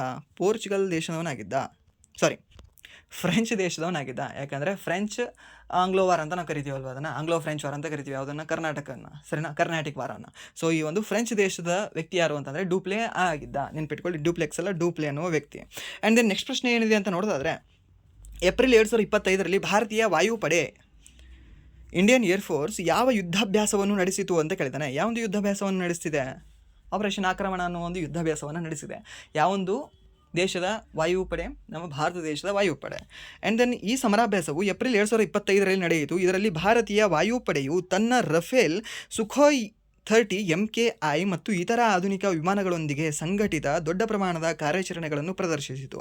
ನೈಜ ಸಮಯದ ಕ್ಷಿಪಣಿ, ಗುಂಡಿನ ದಾಳಿ, ವಾಯು ಸಂಚಾರ ಮತ್ತು ಬಹುಬಲ ಏಕೀಕರಣದಂತಹ ಹೆಚ್ಚು ಪರಿಣಾಮಕಾರಿ ಯುದ್ಧ ಸನ್ನದ್ಧತೆಯನ್ನು ಪ್ರದರ್ಶಿಸುವುದು ಈ ಸಮರಾಭ್ಯಾಸದ ಉದ್ದೇಶವಾಗಿತ್ತು. ಸರಿನಾ. ಯಾವುದರ ಉದ್ದೇಶ? ಆಪರೇಷನ್ ಆಕ್ರಮಣ ಅನ್ನೋದರದು. ಆ್ಯಂಡ್ ನೆಕ್ಸ್ಟ್ ಪ್ರಶ್ನೆ ಏನಿದೆ ಅಂತಂದರೆ 1994ರಲ್ಲಿ ಇನ್ಫೋಸಿಸ್ ಕೇಂದ್ರವನ್ನು ಎಲ್ಲಿ ಸ್ಥಾಪಿಸಲಾಯಿತು ಅಂತ ಕೇಳಿದ್ದಾನೆ. ಈ ಒಂದು ಇನ್ಫೋಸಿಸ್ ಕೇಂದ್ರವನ್ನು ಸ್ಥಾಪಿಸಿದ್ದು ಎಲ್ಲಿ ಅಂತಂದರೆ ಕರ್ನಾಟಕದ ಮೈಸೂರಿನಲ್ಲಿ ಇದನ್ನು ಇನ್ಫೋಸಿಸನ್ನು ಸ್ಥಾಪನೆ ಮಾಡ್ತಾರೆ. ಸ್ಥಾಪನೆ ಮಾಡಿದವರು ಯಾರು? ನಾರಾಯಣ ಮೂರ್ತಿ. ಯಾವಾಗ ಸ್ಥಾಪನೆ ಆಯಿತು? 1994ರಲ್ಲಿ. ಇನ್ನೊಂದು ಗೊತ್ತಿರಲಿ ನಿಮಗೆ, ಈ ಒಂದು 1991ರ ನ್ಯೂ ಎಕನಾಮಿಕ್ ಪಾಲಿಸಿ ಏನು ಬರುತ್ತೆ ಅಲ್ವಾ, ಸೊ ಇದು ಬಂದ ನಂತರನೇ ನಮ್ಮ ಕರ್ನಾಟಕದಲ್ಲಿ ಯಾವ್ಯಾವುದು ಕಂಪ್ನಿಗಳು ಬಂದಿದ್ದಾವಲ್ಲ, ಆಲ್ಮೋಸ್ಟ್ ಕಂಪ್ನಿಗಳು ಬಂದಿರೋದು 1994ರಲ್ಲೇ ನಮ್ಮ ಕರ್ನಾಟಕದಲ್ಲಿ ಸ್ಥಾಪನೆ ಆಗಿದ್ದಾವೆ. ಲೈಕ್ ಇನ್ಫೋಸಿಸ್ ತೊಗೊಳ್ಳಿ ನೀವು, ಆ್ಯಂಡ್ ದೆನ್ ಬೇರೆ ಬೇರೆ ಕಂಪ್ನಿಗಳೇನು ವಿಪ್ರೋ, ಆ್ಯಂಡ್ ದೆನ್ ಮತ್ತು ಯಾವುದಿದ್ದಾವೆ, Toyota, and then Coca Cola. So ಎಲ್ಲವೂ ಏನು ಬೆಂಗಳೂರಲ್ಲಿ ಕಂಪ್ನಿಗಳಿದಾವಲ್ವಾ, ಸೊ ಎಲ್ಲವೂ ಕೂಡ ಸ್ಥಾಪನೆ ಇರುತ್ತೆ. ಒಂದು 1994ರಲ್ಲೇ ಸ್ಥಾಪನೆ ಆಗ್ತವೆ ಆಲ್ಮೋಸ್ಟ್ ಕಂಪ್ನಿಗಳು, 1994ರಲ್ಲೇ. ಆ್ಯಂಡ್ ದೆನ್ ನೆಕ್ಸ್ಟ್ ಪ್ರಶ್ನೆ ಏನಿದೆ ಅಂತ ನೋಡೋದಾದರೆ ಫೋಲ್ಡರ್ ರಚಿಸುವಲ್ಲಿ ಅತ್ಯಂತ ಮುಖ್ಯವಾದದ್ದು ಯಾವುದು ಅಂತ ಕೇಳಿದ್ದಾನೆ. ಸರಿನಾ. ಸೊ ಅದಕ್ಕೆ ಏನು ಮುಖ್ಯವಾದದ್ದು ಏನಿದೆ? ಅದಕ್ಕೆ ನೇಮಿಂಗ್ ಮಾಡೋದು. ನೇಮಿಂಗ್ ಮಾಡಲಿಲ್ಲ ಅಂದ್ರೆ ನಡೀತದೆ. ನ್ಯೂ ಫೋಲ್ಡರ್ 1 ಅಂತ ಬರುತ್ತೆ. ಏನಾದರೂ ಮತ್ತೊಂದು ಫೋಲ್ಡರ್ ನಾವು ಕ್ರಿಯೇಟ್ ಮಾಡಿದ್ರೆ ನ್ಯೂ ಫೋಲ್ಡರ್ 2 ಅಂತ ಬರುತ್ತೆ. ಬಟ್ ಅಲ್ಲಿ ಎಕ್ಸಾಕ್ಟಾಗಿ ಏನು ಆಪ್ಷನ್ ಇದೆ ಅಂತ ನಂಗೆ ಗೊತ್ತಿರಲಿಲ್ಲ. ಸೊ ಅದಕ್ಕೆ ಇದನ್ನು ಕ್ವಶನ್ ಹಾಕಿದ್ದೀನಿ. ಅಲ್ಲಿ ನಿಮಗೆ ಆಪ್ಷನ್ ಏನಿರುತ್ತೆ ಅಲ್ವಾ, ಅದ್ರ ಮೇಲೆ ನೀವು ಹೇಳಬೇಕಾಗುತ್ತೆ. ಸೊ ಇಲ್ಲಿ ಈಸಿಯಾಗಿರ್ತಕ್ಕಂಥ ಕ್ವಶನ್ ಇದು, ಏನಿಲ್ಲ. ಸರಿನಾ. ಆ್ಯಂಡ್ ದೆನ್ ನೆಕ್ಸ್ಟ್ ಪ್ರಶ್ನೆ ಏನಿದೆ ಅಂತಂದರೆ ಗ್ರೇಟರ್ ಚೆನ್ನೈ ಕಾರ್ಪೊರೇಷನ್ ಯಾವ ಹಳೆಯ ಕಟ್ಟಡದಲ್ಲಿದೆ ಅಂತ ಕೇಳಿದ್ದಾನೆ. ಸೊ ಈ ಗ್ರೇಟರ್ ಚೆನ್ನೈ ಕಾರ್ಪೊರೇಷನ್ ಏನಿದೆ ಅಲ್ವಾ, ರಿಪ್ಪನ್ ಎಂಬ ಒಂದು ಕಟ್ಟಡದಲ್ಲಿ ಕಂಡುಬರುತ್ತೆ. ಯಾವ ಕಟ್ಟಡ? ರಿಪ್ಪನ್ ಕಟ್ಟಡ. ಎಲ್ಲಿ ಕಂಡುಬರುತ್ತೆ ಇದು ರಿಪ್ಪನ್ ಕಟ್ಟಡ? ಈಗಿನ ಚೆನ್ನೈಯಲ್ಲಿ ಕಂಡುಬರುತ್ತೆ. ಈ ಕಟ್ಟಡವು ಚೆನ್ನೈನ ಪೀಪಲ್ಸ್ ಪಾರ್ಕ್ನ ಒಂದು ಭಾಗವನ್ನು ಆಕ್ರಮಿಸಿಕೊಂಡಿದೆ. ಈಗ ನಿಗಮವು 1913ರಲ್ಲಿ ಅಲ್ಲಿಗೆ ಸ್ಥಳಾಂತರಗೊಂಡಿತು ಎಂದು ವಿಕಿಪೀಡಿಯಾ ಹೇಳುತ್ತದೆ. ಸ್ಥಳೀಯ ಆಡಳಿತದ ಸುಧಾರಣೆಗಳನ್ನು ಪರಿಚಯಿಸಿದ ಲಾರ್ಡ್ ರಿಪ್ಪನ್ ಅವರ ಹೆಸರನ್ನು ಇದಕ್ಕೆ ಇಡಲಾಗಿದೆ. ಸರಿನಾ. ಈಗ ಗ್ರೇಟರ್ ಚೆನ್ನೈ ಕಾರ್ಪೊರೇಷನ್ ಏನಿದೆ ಅಲ್ವಾ, ಮೊಟ್ಟ ಮೊದಲ ಮುನ್ಸಿಪಲ್ ಕಾರ್ಪೊರೇಷನ್ ಅಂತ ಕರಿತೀವಿ. ಯಾವುದನ್ನು? Greater Chennai corporation. ಯಾವಾಗ ಸ್ಥಾಪನೆ ಆಯ್ತಿದು? 1608 ಓಕೆ 1688ರಲ್ಲಿ ಸ್ಥಾಪನೆ ಆಗುತ್ತೆ. ಸರ್ ಇಲ್ಲ ಸರ್ 1687 ಅಂತಲೇ ಹೇಳ್ಬೋದು. ಅದು ಓಕೆ 1687ರಲ್ಲಿ ಅದನ್ನು ಸ್ಥಾಪನೆ ಮಾಡಿ ಅಂತ ಅವ್ನು ಹೇಳ್ತಾನೆ, ರಾಜ ಹೇಳ್ತಾನೆ, ಬ್ರಿಟಿಷ್ ರಾಜ. ಸರಿನಾ, ಬ್ರಿಟನ್ನ ರಾಜ. ಬಟ್ ಅದು ಸ್ಥಾಪನೆ ಆಗಿರೋದು ನಮ್ಮ ಭಾರತದಲ್ಲಿ ಯಾವಾಗಂದರೆ 1688ರಲ್ಲಿ. ಸರಿನಾ, ನೆನ್ಪಿಟ್ಕೊಳ್ಳಿ, ಕೇಳ್ಬೋದು. ಸೊ ಅದು ಯಾವೊಂದು ಕಟ್ಟಡದಲ್ಲಿ ಕಂಡುಬರುತ್ತೆ ಅಂದರೆ ರಿಪ್ಪನ್ ಕಟ್ಟಡದಲ್ಲಿ ಕಂಡುಬರುತ್ತೆ. ಈ ಕ್ವಶನ್ ನಿಮಗೆ ಟಫ್ ಅನಿಸ್ಬೋದು. ಇಫ್ ಇದೇ ಏನಾದರೂ ಕ್ವಶನ್ನು ಈ ತಮಿಳ್ನಾಡು ಹುಡುಗರು ಏನು ಬರೀತಾರಲ್ವ, ಅವರಿಗೆ ಇದು ಈಸಿ ಕ್ವಶನ್ ಇರುತ್ತೆ. Easy question. And then next ಪ್ರಶ್ನೆ ಏನಿದೆ ಅಂತಂದರೆ ರಾಮ್ ಗೋಪಾಲ್ ಅವರಿಗೆ ಯಾವ ಶೌರ್ಯ ಪ್ರಶಸ್ತಿಯನ್ನು ನೀಡಲಾಗಿದೆ ಅಂತ ಕೇಳಿದ್ದಾನೆ. ಸರಿನಾ. ಆಪ್ಷನ್ ಏನು ಕೊಟ್ಟಿದ್ದಾರೆ? Option A Paramvir Chakra, option B Mahavir ಚಕ್ರ, ಆಪ್ಷನ್ 3 ಕೀರ್ತಿ ಚಕ್ರ, ಹಾಗೆ ಆಪ್ಷನ್ 4 ಏನಂತ ಕೊಟ್ಟಿದ್ದಾರೆ ಅಂದರೆ ಶೌರ್ಯ ಚಕ್ರ ಅಂತ ಕೊಟ್ಟಿದ್ದಾರೆ. ಸೊ ಇದಕ್ಕೆ ಸರಿಯಾದ ಉತ್ತರ ಯಾವುದಾಗುತ್ತೆ ಅಂದರೆ ಆಪ್ಷನ್ 3 ಕೀರ್ತಿ ಚಕ್ರ ಅನ್ನೋದು ಇದಕ್ಕೆ ಸರಿಯಾದ ಉತ್ತರ ಆಗುತ್ತೆ. ಆ್ಯಂಡ್ ದೆನ್ ನೆಕ್ಸ್ಟ್ ಪ್ರಶ್ನೆ ಏನಿದೆ ಅಂತಂದರೆ ಬ್ರಿಟಿಷ್ ಆಳ್ವಿಕೆಯಲ್ಲಿ ಭಾರತದಿಂದ ಮುಖ್ಯವಾಗಿ ಏನನ್ನು ರಫ್ತು ಮಾಡಲಾಗುತ್ತಿತ್ತು ಅಂತ ಕೇಳಿದ್ದಾನೆ. ಸೊ ಆಪ್ಷನ್ ಏನು ಕೊಟ್ಟಿದ್ದಾರೆ? ತಯಾರಿಸಿದ ವಸ್ತುಗಳು, ಮೀನ್ಸ್ ತಯಾರಿಸಿದ ಸರಕುಗಳು ಹಾಗೆ ಕಚ್ಚಾ ವಸ್ತು ಅಂತ. ನಮ್ಮ ಭಾರತದಿಂದ ಅವರು ಕಚ್ಚಾ ವಸ್ತುಗಳನ್ನು ತೊಗೊಂಡು ಹೋಗ್ತಾ ಇದ್ರು ಯಾರು, ಬ್ರಿಟಿಷರು. ಬಟ್ ನಮ್ಮ ಭಾರತಕ್ಕೆ ಅವ್ರು ಏನು ತೊಗೊಂಡು ಬರ್ತಾ ಇದ್ರು ಅಂದರೆ ಆ ಕಚ್ಚಾ ವಸ್ತುಗಳಿಂದ ಮಾಡಲ್ಪಟ್ಟಿರ್ತಕ್ಕಂಥ ತಯಾರಿಸಿದ ಸಿದ್ಧ ಉಡುಪುಗಳನ್ನು, ಸಿದ್ಧ ಒಂದು ಸರಕುಗಳನ್ನು ತಂದು ಇಲ್ಲಿ ಮಾರಾಟ ಮಾಡ್ತಿದ್ರು. ಇವಾಗ ಹತ್ತಿಯನ್ನು ತಗೊಳ್ಳಿ ನೀವು, ಜಸ್ಟ್ ಒಂದು ಹತ್ತಿ ಅನ್ನೋದು ಒಂದು ರಾ ಮಟೀರಿಯಲ್, ಕಚ್ಚಾ ವಸ್ತು, ಸರಿನಾ? ಸೊ ಇಲ್ಲಿಗೆ 1 kg ಅಂತ ಅಂದ್ಕೊಳ್ಳಿ. 1 kg ಎಷ್ಟು, 1 ರೂಪಿ ಅಥವಾ 2 ರೂಪಿ ಆ ಸಮಯದಲ್ಲಿ. ಬಟ್ ಇವಾಗಲೇ ತೊಗೊಳ್ಳಿ, ಇವಾಗ ಎಷ್ಟು ತೊಗೊಳ್ತೀರಾ, 100 ರೂಪೀಸ್ ಅಂತ ತೊಗೊಳ್ತೀರಾ ಅಂತ ಅಂದ್ಕೊಳ್ಳಿ. 100 ರೂಪೀಸ್ಗೆ ಇವಾಗ ಇಲ್ಲಿಂದ ಹತ್ತಿಯನ್ನು ತೊಗೊಂಡು ಹೋಗ್ತಾ ಇದ್ರು ಅವರು. ತೊಗೊಂಡು ಹೋಗಿ ಅಲ್ಲಿ ಆ ಹತ್ತಿಯಿಂದ ಯಾವುದಾದ್ರು ಕಾಟನ್ ಶರ್ಟ್ ಆಗಿರಲಿ, ಅದಿಲ್ಲ ಅಂತಂದರೆ ಕಾಟನ್ ಸ್ಯಾರಿ ಆಗಿರಲಿ, ಇಲ್ಲಾಂದರೆ ಒಟ್ಟಿನಲ್ಲಿ ಬೇರೆ ಬೇರೆ ಕಾಟನ್ ಏನೇ ಇರ್ತಲ್ವ ಹತ್ತಿಯಿಂದ ಮಾಡಲ್ಪಟ್ಟಿರ್ತಕ್ಕಂತಹ ಈ ಬಟ್ಟೆಗಳು, ಆ ಬಟ್ಟೆಗಳನ್ನು ರೆಡಿ ಮಾಡ್ತಾಯಿದ್ರು. ಎಲ್ಲಿ, ಬ್ರಿಟನಲ್ಲಿ ರೆಡಿ ಮಾಡ್ತಾಯಿದ್ರು. ರೆಡಿ ಮಾಡಿ ಅದಕ್ಕೆ ರಿಟರ್ನ್ ಇಂಡಿಯಾಗೆ ಕಳಿಸೋರು ಅವರು. ಅವ್ರು ಬಳಕೆ ಮಾಡ್ತಿರಲಿಲ್ಲ ಅದನ್ನು, ಸರಿನಾ? ಅವ್ರು ಬಳಕೆ ಮಾಡೋದಕ್ಕಿಂತ ಜಾಸ್ತಿ ಮಾರಾಟ ಮಾಡ್ತಿರೋದು ನಮ್ಮ ಇಂಡಿಯಾದವರಿಗೆ. ಸೊ ಎಷ್ಟಕ್ಕೆ ರಿಮೈನಿಂಗ್ ಮಾರಾಟ ಮಾಡ್ತಿದ್ರು, 800, 900. ಸೊ ಈ ಒಂದು ರೇಷಿಯೋದಲ್ಲಿ ಇಷ್ಟು ಜಾಸ್ತಿ ದುಡ್ಡಲ್ಲಿ ನಮಗೆ ಮಾರಾಟ ಮಾಡ್ತಾಯಿದ್ರು. ಸೊ ಅದಕ್ಕೆ ನಮ್ಮ ಭಾರತ ದೇಶದ GDPಗೆ ಭಾಳ ಹೊಡೆತ ಬೀಳ್ತದೆ ಆ ಸಮಯದಲ್ಲಿ, ಸರಿನಾ? ಸೊ ಇದಾಗಿತ್ತು ಇಲ್ಲಿವರೆಗೆ RRB NTPC undergraduate August 14 first ಶಿಫ್ಟಿನ ಎಕ್ಸಾಮ್ ಅನಾಲಿಸಿಸ್. ಇಲ್ಲಿವರೆಗೂ ವಿಡಿಯೋ ನೋಡೋದಕ್ಕಾಗಿ ಫಸ್ಟ್ ಆಫ್ ಆಲ್ ಧನ್ಯವಾದಗಳು. ಹಾಗೆ ಇಲ್ಲಿವರೆಗೂ ವಿಡಿಯೋ ನೋಡಿ, ವಿಡಿಯೋ ಏನಾದರೂ ನಿಮ್ಗೆ ಇಷ್ಟ ಆಗಿದ್ರೆ ಪ್ಲೀಸ್ ವಿಡಿಯೋನ ಲೈಕ್ ಮಾಡಿ, ಸಬ್ಸ್ಕ್ರೈಬ್ ಮಾಡಿ. ಹಾಗೆ ಕ್ಷಮೆನೂ ಇರಲಿ ಅಂತ ಹೇಳ್ತಾ, ಸ್ವಲ್ಪ ಹುಷಾರಿಲ್ಲ, ಸೊ ಅದಕ್ಕೆ ವಾಯ್ಸ್ ಸ್ವಲ್ಪ ಡೌನ್ ಇದೆ. Thank you.